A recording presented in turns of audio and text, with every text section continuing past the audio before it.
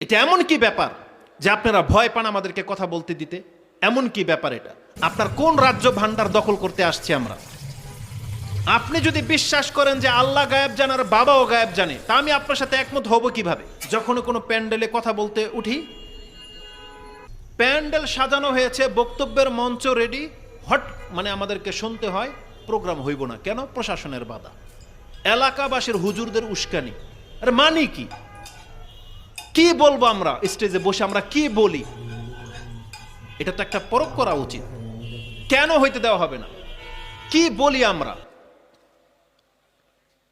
কথা না শোনার আগেই বলছে কথাই বলতে পারবে না, অথচ আমাদের কথা যদি জাতিকে শুধরানোর রাস্তা না হয়, কোনো বাতিলপন্থী কোনোদিন জাতিকে সঠিক রাস্তা দেখাতে পারবে না। কারণ আমরা বলি কথা কোরআন হাদিস দিয়ে। আমরা কোনোদিন ফেরকাবন্দি করার জন্যই পৃথিবীতে আসি নাই। আল্লাহ সুবহানাহু ওয়া তাআলা আমাদেরকে বলেছেন, কুনতুম খায়রা উম্মাহ উখরিজাত লিন-নাস, তোমরা হলা উত্তম জাতি, তোমাদেরকে বের করে নিয়ে আসা হয়েছে জাতির কল্যাণের জন্য। আমরা কোরআন হাদিস মেনে চলি এবং ওই দিকে আপনাদেরকে ডাকি। দেখেন, ইসলাম আমাদের ধর্ম, আমাদের ইসলামটাকে মানতে হবে। আমাদের আহ্বান হচ্ছে এটা। এটা এমন কি ব্যাপার যে আপনারা ভয় পান আমাদেরকে কথা বলতে দিতে? এমন কি ব্যাপার এটা? আপনার কোন রাজ্য ভান্ডার দখল করতে আসছি আমরা? আপনাকে কথা আগে শুনতে হবে, বুঝতে হবে। আজকে আমরা যেই গতিতে চলতেছে, আমাদের মুসলিম ভাইদের উদ্দেশ্যে বলবো, এটা আমি আমাকে এবং আপনাদেরকে বলি, আসলে রাসূলুল্লাহ সাল্লাল্লাহু আলাইহি ওয়াসাল্লামের ধর্ম থেকে আমরা অনেক দূরে আমরা অবস্থান করতেছি না। আমাদেরকে ইসলামের পথে আসতে হবে। আমাদেরকে এমন একটা জাজবা নিয়ে আসতে হবে যে বাংলার জমিন আমরা ইসলাম কায়েম করব। ইসলাম কায়েম মানে কি ছিনিয়ে ক্ষমতা নেবেন, এটা ইসলাম কায়েম না। আমরা আমাদের নেতৃস্থানীয় ব্যক্তিদেরকে মুসলিম হিসেবে দেখতে চাই।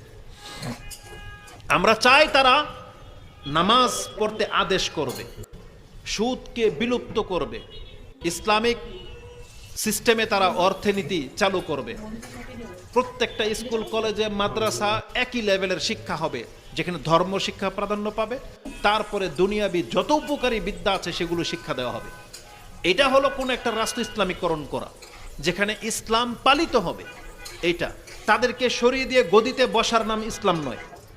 নেতৃস্থানীয় ব্যক্তিরা নেতৃস্থানীয় নেতার স্থানেই থাকবে, কিন্তু তাদের দ্বারা ইসলামের খেদমত চাচ্ছি আমরা, তারা ইসলামের পক্ষে থাকবে। এটা হচ্ছে ইসলামীকরণ করা। যেমন রাসূলুল্লাহ সাল্লাল্লাহু আলাইহি ওয়াসাল্লাম যখন কোনো ব্যক্তির মাঝে নামের মধ্যে কোনো ভুল দেখতে পেতেন, নামকে পরিবর্তন করে দিয়ে ভালো নাম করে দিতেন। সেই ব্যক্তিকে তো উৎখাত করা হতো না, শুধু তার নামটাকে পরিবর্তন করে দিতেন। এটা হচ্ছে ইসলামিক নিয়ম।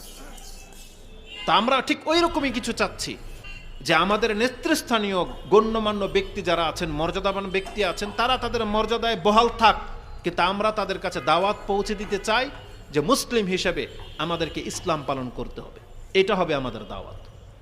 এটা যেমন তাদের প্রতি, এটা হবে আমাদের সমাজের প্রত্যেকটা যুবকদের প্রতি, এটা হবে আমাদের দায়িত্বশীলদের প্রতি, মা বোনদের প্রতি। আসুন না কেন আমরা চেষ্টা করে দেখি যে আসুন আজকে আমরা তাহলে আমাদের সমাজ থেকে কিভাবে অনইসলামিক কাজগুলোকে, রীতিনীতিগুলোকে দূর করা যায়, এটা নিয়ে একটু প্রচেষ্টা করি।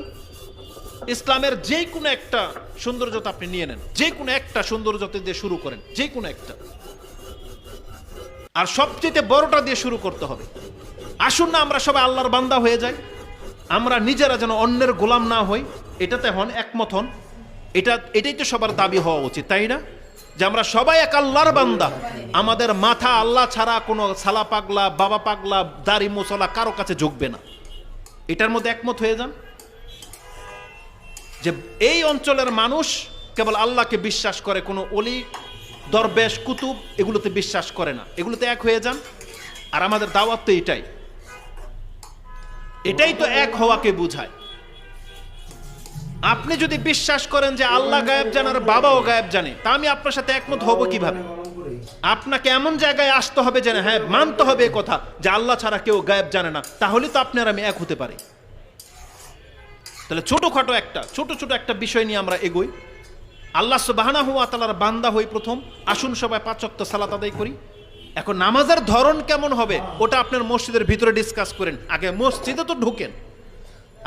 ঢোকেন, নামাজ চলতেছে, আপনি নামাজ পড়েন। এটা হবে আমাদের দাওয়াত। তারপর একজন ব্যক্তি যখন তার ইবাদতের অনুভূতি হবে যে আমার ইবাদতটাকে কবুল করাতে হবে। তাহলে ইবাদত কবুল করাতে গেলে আমরা শুধু এতটা মেসেজ আপনাকে দেব, আপনার নামাজ যেন রাসূলুল্লাহ সাল্লাল্লাহু আলাইহি ওয়াসাল্লামের মতো নামাজ হয়, এটা শিক্ষা আপনার দায়িত্ব। আপনি শিখেন যে আপনার নামাজটা রাসূল ইসলামের মতো হচ্ছে কিনা, এটা হবে আপনার দায়িত্ব, ওটা আমাদের না। আমরা শুধু বলতে পারি, এক একজন এক একটা বলবে, কিন্তু আপনাকে জানতে হবে কোনটা সঠিক, ওটা আপনি ডিসাইড করেন। কিন্তু আমাদের প্রথম দাওয়াত তো একটাই, আসুন সবাই 5 ওয়াক্ত সালাত আদায় করি, এটা হবে আমাদের দাওয়াত। আসুন আমরা নেশা ছেড়ে দেই, আসুন আমরা প্রত্যেকের ঘরের মধ্যে পর্দার ব্যবস্থা করি, রাস্তাঘাটে ওপেন কোনো ফাহেসা হতে দেখলে আমরা প্রতিবাদ করি, ওপেন ভাবে সারা দিন রাত মিউজিক বাজাতে আমরা নিষেধ করি। এই পদক্ষেপগুলো তো নেওয়া উচিত। এইভাবেই না একটা জাতি শুধরাবে।